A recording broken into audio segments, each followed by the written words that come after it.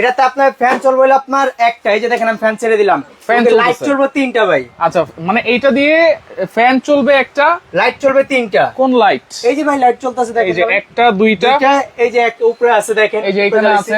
আচ্ছা, তাহলে এই কোন চার্জার ফ্যান নিলে তো শুধু ফ্যানই চলে ভাই, আপনার লাইট তো চলে না, লাইট কখনো চলবে না। কিন্তু আজকে যে আইপিএসটা নিয়ে আসলাম এটা আপনার ফ্যানে চলবে, লাইটে চলবে। সবচেয়ে বড় কথা কি জানেন, এখন তো ভাই বৃষ্টির দিন, দেশ গ্রামে দেখা যায় আপনার পাকঘর কলম থাকে, তারপর বাথরুম থাকে, ওইখানে আপনার লাইট জ্বালানো থাকে না, কারেন্ট চলে কিভাবে জ্বালাবে?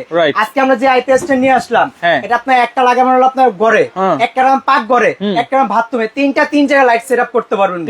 তিন রুমে বা তিন জায়গায়? জি, 3 জায়গায় সেটআপ করতে পারবেন। আর ফ্যানটা কই সেটআপ করব? এই যে ভাই ফ্যানটা আপনি যেখানে নেবেন এখানে সেটআপ করবে, এবং কি ভাই ঘুরে ঘুরে বাতাস দিবে ভাই, ঘুরে ঘুরে বাতাস দিবে। এই যে দেখেন, আচ্ছা, এই যে দেখেন বাতাসের স্পিডটা অনেক ভাই, এই যে দেখেন যদি আমরা একটু দেখাই, এই যে দেখেন বাতাসের স্পিড প্রচুর স্পিড দেখেন। ওরে দেখছেন বাতাস কত পুরো ঘূর্ণিঝড় ভাই, একেবারে ঘূর্ণিঝড় ভাই। কথা আছে না ছোট মরিচের ঝাল বেশি ভাই।